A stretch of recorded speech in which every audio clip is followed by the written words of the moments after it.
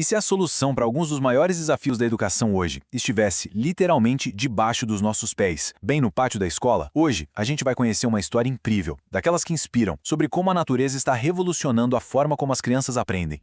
Pois é, essa pergunta parece simples, né? Mas na verdade ela mexe com décadas de como a gente pensa o que é uma escola. A ideia de que um pátio, um simples pátio, pode ser uma ferramenta contra a crise climática e ao mesmo tempo um laboratório de aprendizado, é isso que está no centro dessa transformação. E tudo começa exatamente assim, com as mãos na terra. Essa imagem para mim captura a essência de tudo isso.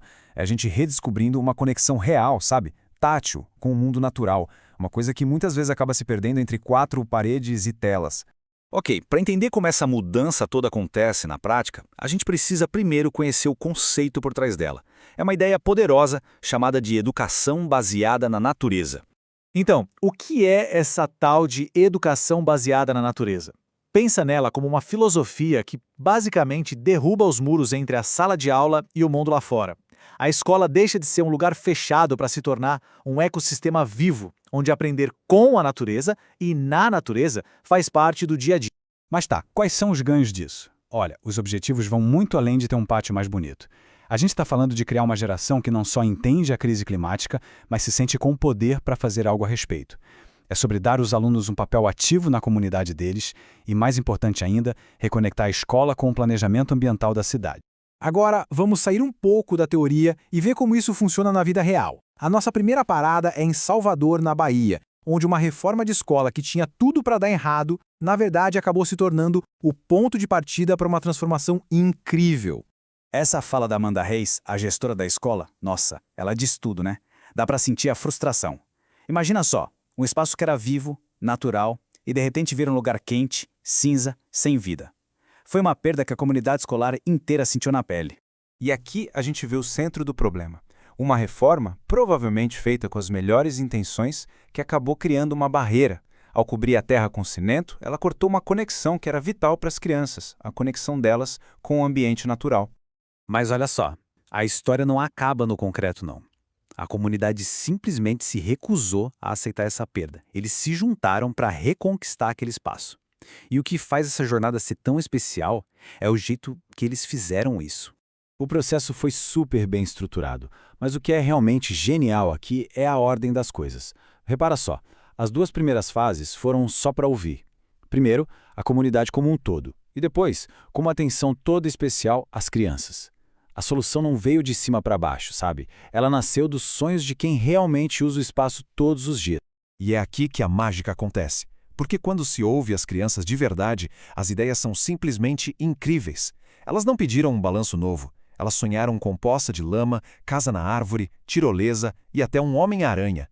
E o mais brilhante é que esses sonhos, por mais lúdicos que pareçam, viraram a base do projeto.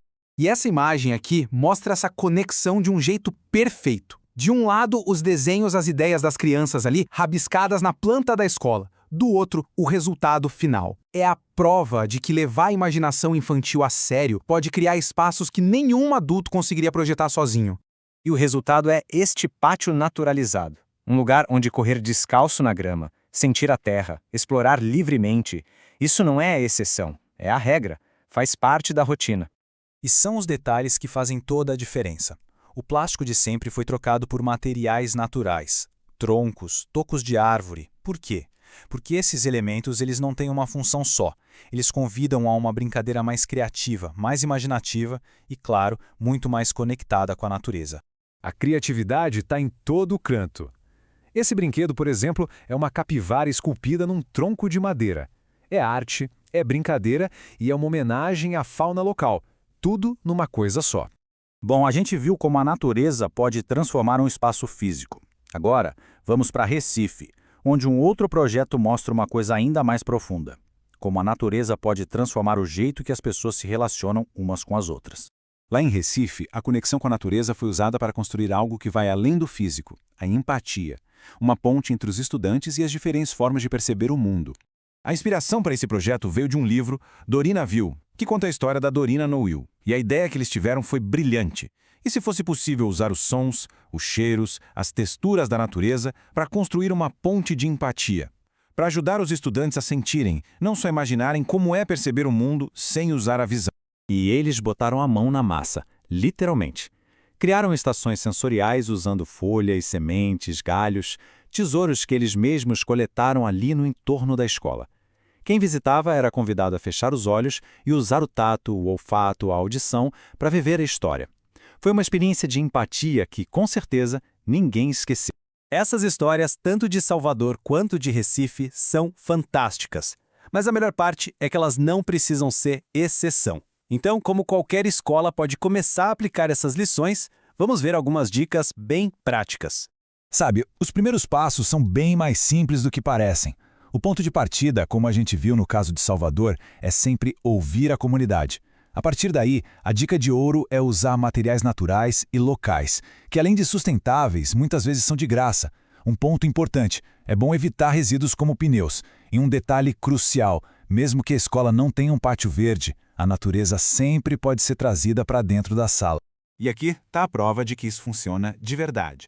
O projeto de Salvador deu tão certo que a prefeitura da cidade já está levando o modelo para outras escolas. Isso mostra que essas ideias não são só bonitas, sabe? Elas podem ser replicadas e geram um impacto real e que dura. E tudo isso leva a gente a uma reflexão final, né? Depois de conhecer essas histórias, qual poderia ser o primeiro passo, por menor que seja, para destravar o potencial da natureza em qualquer comunidade escolar? Porque, no fim das contas, não precisa de muito. Como essa imagem mostra, às vezes, uma pequena coleção de flores, sementes e folhas já guarda um universo de possibilidades.